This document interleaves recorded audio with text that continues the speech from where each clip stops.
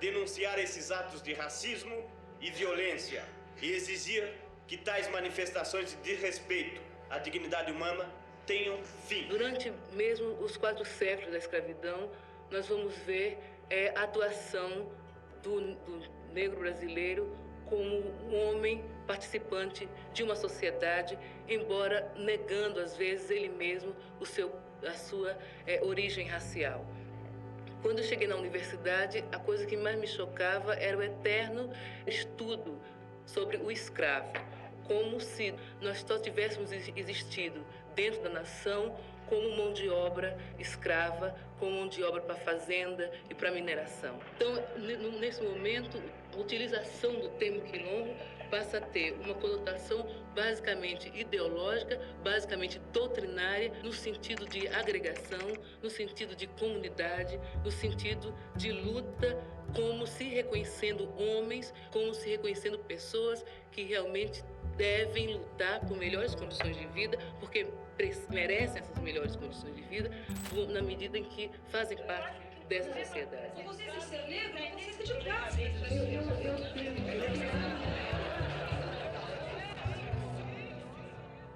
O termo quilombo, ele vem do quimbundo, que é uma língua falada em Angola, que significa campo de guerra. Então, o quilombo, ele foi uma organização negra africana aqui na América no período da escravidão, que foi do século XVI até o século XIX, e foi a forma de muitos africanos escravizados conseguirem escapar daquele sistema opressor, aquele sistema assassino que foi a escravidão. A Beatriz do Nascimento, ela traz essas referências da África Central para o Brasil, fala muito sobre o Quilombo dos Palmares, e ela entende o movimento negro e tudo que as pessoas negras fazem como um quilombo. A definição de quilombo vem do século XVI, feita pelos escravocratas, e dizia que quilombo é a reunião de 5 ou mais pessoas. Então, ela entende que tudo que nós fazemos coletivamente é quilombo. Inclusive o samba, o candomblé, as organizações do movimento negro. Então, isso se passa também, hoje, no século XXI, pelos grupos de rima, né? As batalhas de rima, o samba rock, entre outras áreas. Então, ela entende quilombo isso, a união negra, e o objetivo não é só a questão da diversão, né? É importante dizer que houve um projeto dos racistas de acabar com a população negra. Era um projeto, isso foi gestado no final do século XIX, de que os negros deveriam desaparecer do Brasil, porque eles entendiam que as pessoas negras elas eram um entrave para o desenvolvimento do Brasil, assim como os povos indígenas também. Então, houve todo um processo, uma política de trazer imigrantes europeus para que, ao longo do tempo, ao longo das gerações, essa população se miscigenasse com a população que estava aqui. Não era permitido entrar mais nenhum africano, seja do continente ou afro-americano aqui da América. O objetivo era fechar as fronteiras e, com o tempo, no máximo em 100 anos, dentro dessa política, não haveriam mais negros no Brasil. Então, tudo que nós fazemos, tudo é resistência, porque o projeto foi a nossa destruição.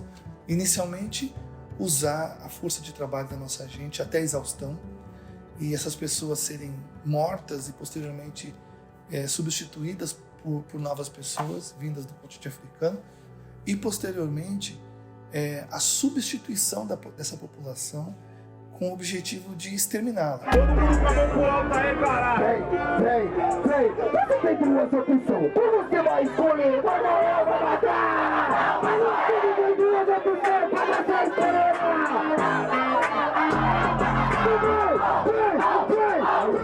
Vem! Vou matar ele, caralho! Isso é caralho! Pensar em quilombo é pensar na coletividade e forma de organização social independente da branquitude. O que me preocupa muito é associar sempre quilombo com uma ideia de ser antirracista, de ter uma oposição a toda a violência que a gente sofre enquanto povo negro. E o quilombo da Beatriz é muito mais do que isso. É possibilidade de vivência comunitária. Mesmo que não tivesse racismo, que não tivesse a violência que a gente sofreu, se não tivesse tido escravidão, o quilombo existiria. Então, acho que essa perspectiva que tem que ser resgatada do que é quilombo. O quilombo é isso, é pretos unidos. Pretos vivendo a sua negritude, independente de qualquer outra coisa. E a Beatriz fala no filme, no Ori, ela traz que essa experiência do ser, tanto do sofrimento quanto da própria negritude, ela é exercida através do corpo. Ela fala no filme que a experiência do ser está no corpo, por isso que existe a dança, e a dança é sagrada dentro das religiões afro-brasileiras. Então eu acredito que trazer tanto o samba rock quanto as batalhas de rima é expressar essa negritude, esse quilombo, a partir do corpo. A investigação sobre quilombo se baseia e parte da questão do poder. Por mais que um sistema social domine, é possível que se crie aí dentro um sistema diferencial. E é isso que o quilombo é. Só que não é um estado de poder no sentido que a gente entende, poder político, poder de dominação, porque ele não tem essa perspectiva. Cada indivíduo é o poder, cada indivíduo é o quilombo. Então é importante levantar a África como a verdadeira Atlântida do nosso mito. Para nós, do Ocidente, a África é um continente enterrado. É um continente que a gente não conhece muito. É um saber congelado. É um povo que está congelado nas nossas relações, nas nossas comunicações, no nosso inconsciente, no quem eles são. Daí a pergunta do negro nesse processo relacionado com o quilombo. Quem é quilombo? O que é o quilombo hoje? Salve, salve família, eu sou Bob 13, fundador, organizador e apresentador da Batalha da Aldeia. Hoje é a maior roda cultural de batalha de MCs da internet brasileira. Esse movimento nasceu há 7 anos atrás aqui nessa praça, localizada na cidade de Barueri, zona oeste de São Paulo. Tudo nasceu porque eu vim do interior de São Paulo, queria fazer novos amigos, queria encontrar pessoas que gostavam da mesma coisa que eu e poder fazer rima, sabe? E foi uma parada muito genuína, muito simples, onde eu e o Giovanni, com um caderninho e uma caneta na mão, saímos abordando todas as pessoas que se encontravam aqui, perguntando se elas sabiam rimar. E ali naquela primeira edição, em 2016, a gente conseguiu juntar 6 artistas, né, para brincar de fazer freestyle.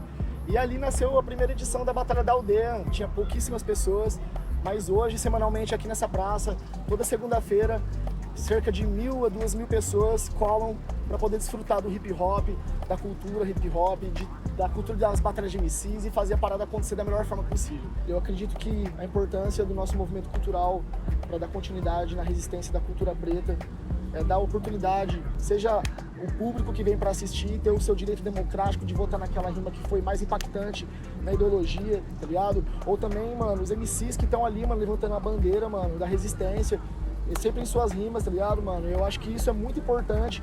E a organização também, mano, fazer tudo acontecer. Então, é essa tríplice entre público, MC e organização que faz a parada acontecer em forma de resistência na continuidade dessa cultura. Mano. A gente vê hoje, mano, que as batalhas de rima tá todo mundo junto e misturado. As primeiras gerações da Batalha da Aldeia, os MCs de mais sucesso foram brancos, tá ligado, mano? E isso, dentro de uma cultura preta, mano, ficava com um ponto de interrogação. Eu tinha um porquê isso acontecer, tá ligado, mano? Eu falava, pô, mano, a cultura é preta, mano, mas a gente tá num país que, tipo, é majoritariamente preto, mano. Por que que só os brancos estão explodindo nas redes sociais, estão tendo reconhecimento, tá ligado? Isso nos primeiros anos.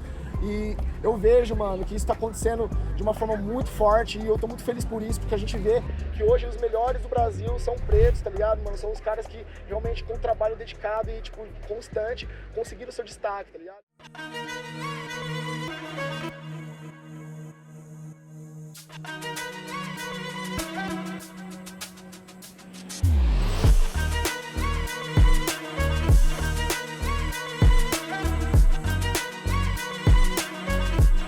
tem a favela como perspectiva do que é o quilombo, do ideal de quilombo, de organização, de estar junto, de fazer luta por buscar garantia de direitos.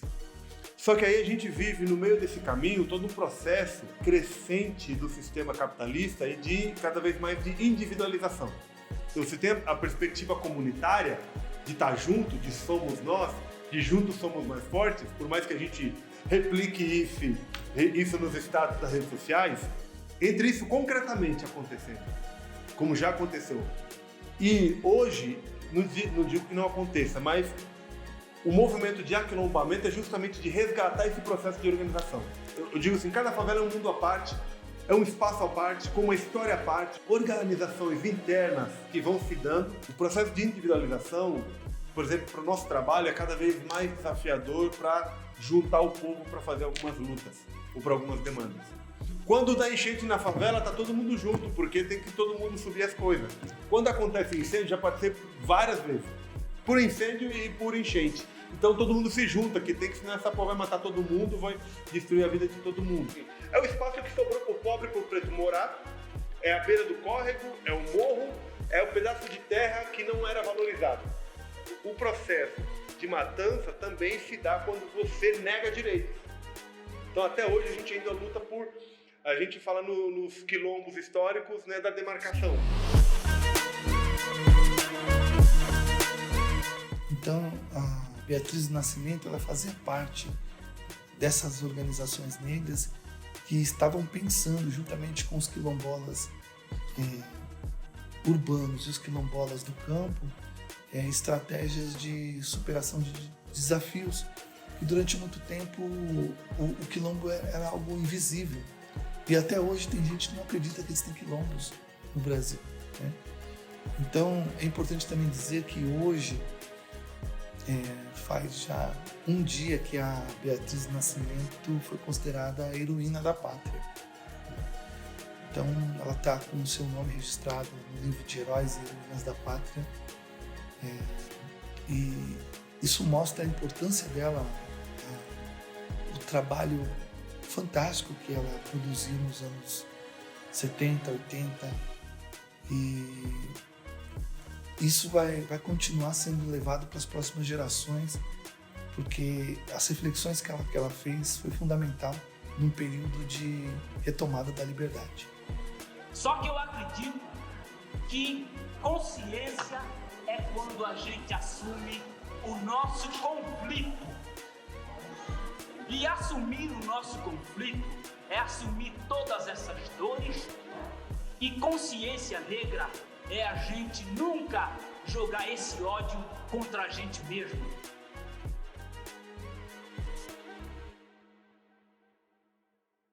A história do Brasil, eu gostaria de dizer aqui uma frase do Zenói Rodrigues, que assim já tornou-se quase uma frase, uma afirmação assim geral, que a história do Brasil foi uma história escrita por mãos brancas. Tanto o negro quanto o índio, quer dizer, quantos povos que viveram aqui juntamente com o branco, não têm a sua história escrita ainda. E isso é um problema muito sério, porque a gente frequenta universidades, frequenta escolas e não se tem uma visão correta do passado da gente, do passado do negro. Então ela não foi somente omissa, e foi mais terrível ainda, porque ela, na parte que ela não foi omissa, ela negligencia fatos muito importantes e deforma muito a história do negro. Quer dizer, tratando basicamente da escravidão e deixando de lado outras formas do negro viver no Brasil, como todo o processo de alforria que houve durante todos os 4 séculos de escravidão e principalmente com relação ao quilombo. Eu acho que para empreender um estudo crítico a respeito da história do negro e trazer ao mesmo tempo para o negro uma perspectiva do que foi sua história real, você tem que partir da história deles como grupo livre, como empreendendo uma sociedade livre, mesmo que dentro da sociedade tenha existido escravos. Mas basicamente o quilombo é homens que procuram conscientemente organizar uma sociedade para si, onde ele possa viver de acordo com o seu passado histórico, africano ou brasileiro, com os seus hábitos, os seus costumes, a sua cultura, a sua forma de ser.